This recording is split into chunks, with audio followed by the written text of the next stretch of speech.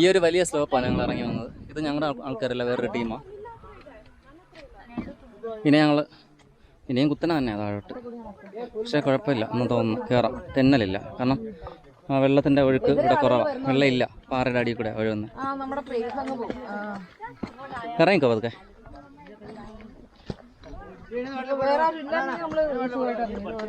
ഇത് മറ്റേ ആ ബട്ടർമന, അതായത് സ്ഥലത്തിൻ്റെ പേരെന്താ, നമ്മളെ അതെ ശേഷപർവ്വതം വഴി ഇങ്ങോട്ട് വന്നവർ, അതായത് സുബ്രഹ്മണ്യ ടെമ്പിൾ. അതെ, 2 ദിവസത്തെ പ്രോഗ്രാമിന് വരുന്നവരാണ്. നമ്മൾ 2 ദിവസം തന്നെ, പക്ഷേ നമുക്ക് ട്രക്കിംഗ് ഒറ്റ ദിവസമേ ഉള്ളൂ. അവർ 2 ദിവസമായിട്ടായി ട്രക്കിംഗ് ഫിനിഷ് ചെയ്യുന്നത്. നമ്മൾ ഒറ്റ ദിവസം കൊണ്ട് ഫിനിഷ് ചെയ്യുന്നു. ഇവിടെ നിന്നും കുത്തനെ താഴെയാണ്, പക്ഷേ ഇറങ്ങിപ്പോകാൻ പറ്റും സ്റ്റെപ്പ് ബൈ സ്റ്റെപ്പ് പോലെ. താഴെ പോയിട്ട് വെള്ളം കുടിക്കണം, താഴെ വെള്ളം ഉണ്ടാവും. ഈ വെള്ളം ഇപ്പോൾ നമ്മൾ നടക്കുന്ന ഭാഗത്ത് കണ്ടുകൂടാ, കാരണം താടിയിൽ കൂടെ വഴി പോയാൽ. ഞങ്ങൾ ആ ഒരു കുത്തനെയുള്ള ഇറക്കം ഏകദേശം താഴെ എത്തി. താഴെ ഒരു സ്ട്രീം പോലെയാണ്, പക്ഷേ ഇപ്പോൾ വെള്ളമില്ല. ആൾക്കാരത് ക്രോസ് ചെയ്ത് നടക്കുന്നുണ്ട്, മുന്നേ നമുക്ക് കാണാൻ പറ്റും. ഇത് അങ്ങ് കുറേ ആൾക്കാർ പോയിട്ടുണ്ട്. വെള്ളം അത് വേണമായിരുന്നു, അതൊരു ഫീലാണ് ആ സമയത്ത്. പക്ഷേ ട്രക്കിംഗ് ബുദ്ധിമുട്ടാണ്, പക്ഷേ ഒരു ഫീലാണ്. അത് അവസാനം അട്ടകളൊക്കെ ഇഷ്ടം പോലെ ഉണ്ടാവും, തെന്നും അങ്ങനെ കുറേ പ്രശ്നങ്ങളുണ്ട്. പക്ഷേ വേറൊരു വൈബായിരിക്കും. കുത്തനെ ഒരു കയറ്റമാണേ, നല്ല മണ്ണൊക്കെ ഇങ്ങനെ ഈർപ്പം തെന്നുന്നുണ്ട്, പൊടി മണ്ണ കണ്ടോ, വഴി കാണാൻ വരുന്നില്ലേ. ഇനി ഞങ്ങൾ കയറാൻ പോകുന്നത് ശേഷപർവ്വതമാണ്. അങ്ങ് ദൂരെ ആദ്യം കാണിച്ചിരുന്നില്ലേ, കുറേ ആൾക്കാരൊക്കെ അതിൻ്റെ മുകളിൽ നിൽപ്പുണ്ടായിരുന്നു എന്നൊക്കെ പറഞ്ഞില്ല. അവിടെ അമ്പോ തെന്നിയ നേരെ താഴെ പോവും. ഇനി ഇതുവഴിയൊക്കെ എങ്ങനെയോ ഒക്കെ പിടിച്ച് കയറണം. അമ്പോ, നമ്മുടെ ബാക്ക് പാക്കാണ് ശരിക്കും നമുക്ക് പണി തരുന്നത്. ഓക്കെ, ഇതിലേയും വഴിയുണ്ട്. ഓക്കെ, ഇതിലേ കയറാം.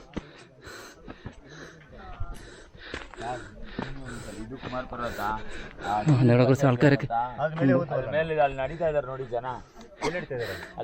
ആ ഭാഗത്തൂടെയൊക്കെ മുകളിൽ വെള്ളം ഈർപ്പം കാണുന്നില്ലേ, അതുവഴി നമ്മൾ നേരത്തെ ഇറങ്ങിയത്. ആ ഒരു ഫീൽ ഉണ്ടോ, അത്രയും മുകളിൽ നിന്ന് നമ്മൾ ഇറങ്ങി വന്നേ. ഉണ്ടോ ഇവിടെ നിന്നുള്ളൊരു വ്യൂ, സൂപ്പർ. നമ്മളത് അവിടെ നിന്ന് ഇറങ്ങി വന്നത്. ഓ, ചിന്തിക്കാൻ പറ്റുന്നുണ്ടോ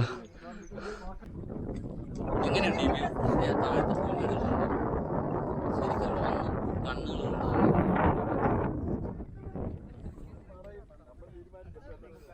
ആ മലയുടെ മുകളിലൊക്കെ ആൾക്കാരുണ്ട്, അവിടെ നിന്ന് ഇറങ്ങി വരും. പക്ഷേ കണ്ണുകൊണ്ട് കാണാം ചെറുതായിട്ട്, നമുക്ക് വീഡിയോയിലിരിക്കുന്നത് കാണാൻ പറ്റില്ല, അത്രത്തോളം ദൂരെയാണ്.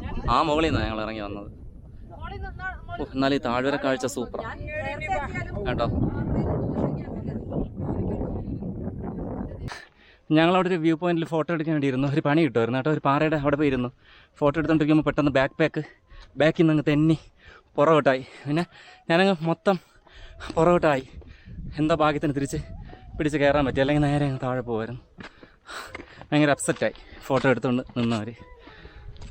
കുഴപ്പമില്ല, ഞങ്ങളങ്ങനെ ശേഷപർവ്വതത്തിൻ്റെ മുകളിൽ എത്തിയെന്ന് തോന്നുന്നു. അത് തന്നെ, ഇതൊരു പീക്കാ. ഇവിടെ എല്ലാം ഇരിപ്പുണ്ട്. ആ മല അപ്പുറത്തെ. ഇനി ഇവിടുന്ന് മുന്നോട്ട് പോകുന്നു.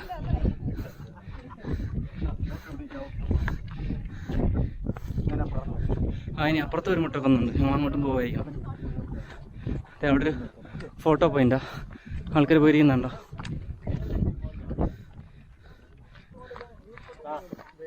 ആ ഒരു എഡ്ജ് പോയിരിക്കുന്നുണ്ടോ? സൂപ്പർ. ഇവിടെ പിന്നെ കുത്തനെ കൊക്കയാ ഉണ്ടോ, സൂപ്പർ.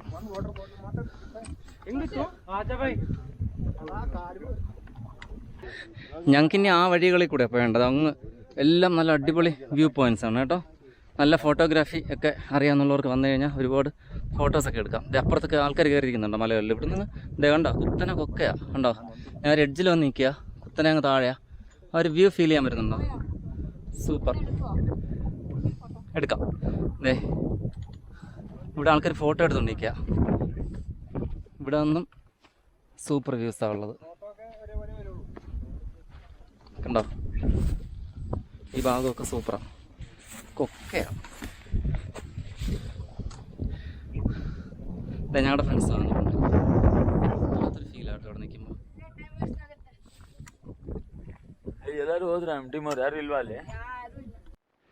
ഞങ്ങൾ പിന്നെയും മുന്നോട്ട് നടക്കുന്നത് കേട്ടോ. അതെ, അതാ വഴി.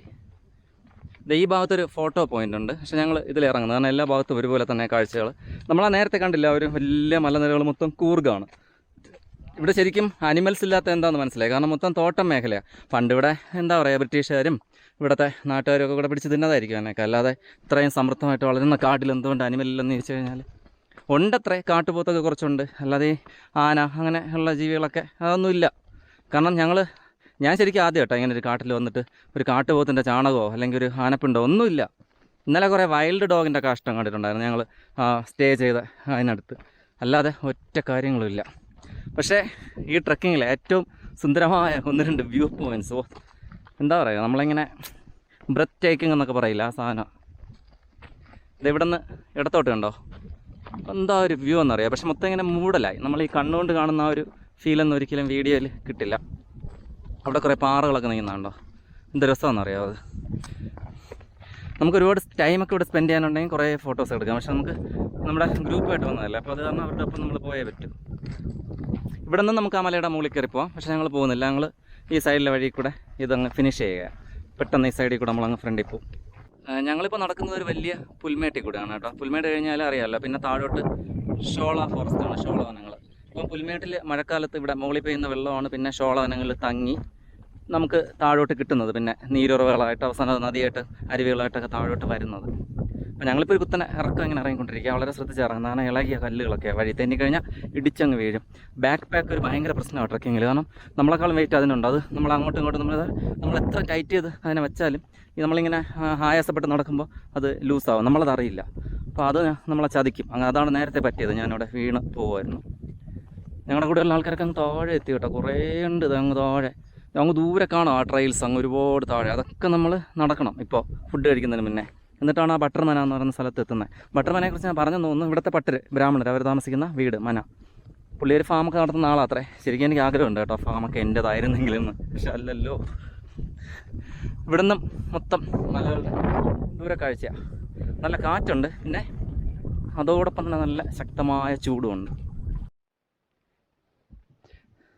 ദേ കാണുന്ന വലിയൊരു പുൽമേട് ഇറങ്ങിയാണ് ഞാനിപ്പോൾ അങ്ങ് വന്നത്. എൻ്റെ ടീമിലെ ആൾക്കാരൊക്കെ ദേ ഇറങ്ങി വരുന്നത് നിങ്ങൾക്ക് കാണാൻ പറ്റുന്നുണ്ടോ? വലിയ പുൽമേടാണ്. ആൾക്കാരൊക്കെ കുഞ്ഞു കുഞ്ഞു ഉറുമ്പ് പോലെയാണ് കാണുന്നത്.